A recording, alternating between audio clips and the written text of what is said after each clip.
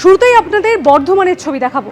Strong রুমের দেওয়াল বেয়ে উঠছেন একজন, দড়ি বেয়ে স্ট্রং রুমের ছাদে ওঠার ছবি সামনে এনে এমনটাই অভিযোগ করছেন বিজেপি প্রার্থী। এই দেখুন সেই ছবি। ভেতরে ঠকঠক করে আওয়াজ হচ্ছে, এবার কি ভাঙছে না ভাঙছে আমরা কি করে জানবো? আমাদের ভেতরে ঢুকতে দিচ্ছে না। ভেতরে সে 1 ঘন্টা ধরে আওয়াজ হয়ে যাচ্ছে, ঢক ঢক ঢক করে শোনা যাচ্ছে ভিডিওতে, ভালো করে শোনো। হ্যাঁ, এই ঝুলছে উপর থেকে, এখনো কাজ করছে, আওয়াজ পাওয়া যাচ্ছে।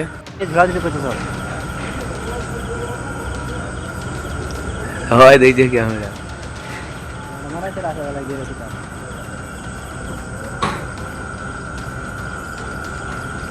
ভেতরে ঠকঠক করে আওয়াজ হচ্ছে, এবার কি ভাঙছে না ভাঙছে আমরা কি করে জানবো? আমাদের ভেতরে ঢুকতে দিচ্ছে না।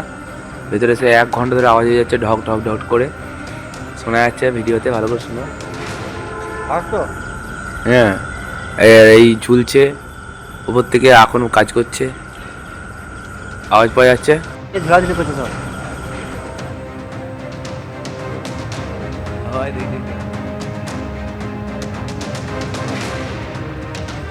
বিজেপি প্রার্থী অভিযোগ করছেন যে স্ট্রং রুমে যথেষ্ট পরিমাণ নিরাপত্তার অভাব রয়েছে। এ বিষয়ে আরো বিস্তারিত জানবো, কথা বলে নেব। আমাদের সঙ্গে রয়েছেন প্রতিনিধি কমল কৃষ্ণ। কমল কৃষ্ণ, মূলত বিজেপি প্রার্থীটি কি অভিযোগ করেছেন এবং ঠিক কি ঘটেছে গোটাটা জানাও। দেখো, প্রথমেই তোমাকে বলি, এটা হচ্ছে বর্ধমানে ইউনিভার্সিটি ইনস্টিটিউট অফ টেকনোলজি।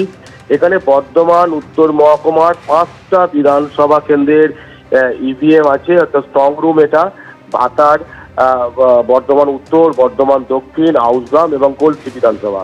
এবং গতকাল রাত্রিবেলাতে বর্ধমান উত্তরের বিজেপি প্রার্থী সঞ্জয় দাস, তিনি একটি ছবি আমাদেরকে দেখাচ্ছেন এবং সেই ছবিতে ভিডিও ছবিতে দেখা যাচ্ছে যে স্ট্রং রুমের দেয়াল বেয়ে একজন উঠছেন এবং একজন ছাদের মধ্যে দাঁড়িয়ে আছেন।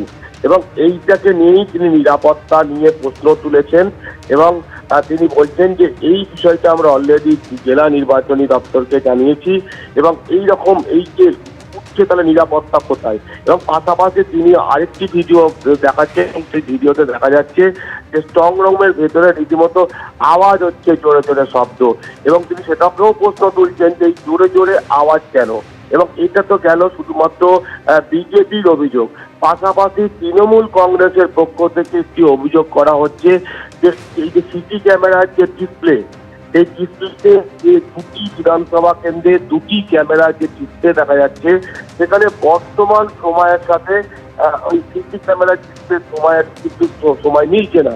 সেখানে একটা 1-2 মিনিটের ফারাক হয়ে যাচ্ছে। এবং উদাহরণ হিসেবে যেটা বলছে যে এখন যদি রাত্রি সকাল 7:30 বাজে, তো সেই সময় কোনোটাতে 7:31 বা কোনোটাতে 7:32 করছে। এই নিয়ে কিন্তু বিজেপি এবং তৃণমূল দুপক্ষেই কিন্তু নিরাপত্তার একটা প্রশ্ন তুলছেন এবং এই নিরাপত্তা ব্যবস্থাকে ঠিক করারও একটা আবেদন জানাচ্ছেন। পাশাপাশি আমরা গতকালই জেলা নির্বাচন দপ্তরের সাথে কথা বলেছি এবং জেলা নির্বাচন দপ্তরের পক্ষ থেকে পরিষ্কারভাবে জানানো হয়েছে যে এই যে গণনা কেন্দ্র, এই গণনা কেন্দ্রগুলোতে 4 মে যখন গণনা হবে, তখন সেখানে এসি থাকবে, অর্থাৎ এয়ার কন্ডিশন লাগানোর কাজ চলছে। তার জন্যই কিন্তু ওই কৌশলের কর্মীরা উঠছেন এবং পাশাপাশি সিসি ক্যামেরা লাগানোর কাজ ইতিমধ্যেই কিন্তু কেন্দ্রীয় নিরাপত্তার চাদরে মোড়া কিন্তু ওই স্ট্রং রুমগুলো এবং বিল্ডিং। তা সত্ত্বেও যে সিসি ক্যামেরা লাগানো আছে, তারপর আরও বেশি সংখ্যক সিসি ক্যামেরা লাগানো এবং ওই গণনা কেন্দ্র ঘরগুলোতে সিসি ক্যামেরা লাগানো, এবং তার জন্য সিসি ক্যামেরা লাগানোর জন্য আওয়াজ হচ্ছে এবং এই সমস্ত বিষয় কিন্তু রাজনৈতিক দলের প্রার্থীদের কিন্তু জানানো হয়েছে। স্মিতা, একেবারেই ধন্যবাদ কমলকৃষ্ণ। এবং আপনারা বিজেপির প্রতিক্রিয়া শুনেছিলেন, বিজেপির অভিযোগ শুনেছিলেন এবং পাশাপাশি গণনার ঘরগুলিতে এসি লাগানোর এবং সিসি ক্যামেরা লাগানোর কাজ চলছে, এই বিজেপির অভিযোগের পর প্রতিক্রিয়া দিয়েছেন জেলা নির্বাচন দফতর। এবিপি আনন্দ, এগিয়ে থাকে, এগিয়ে রাখে।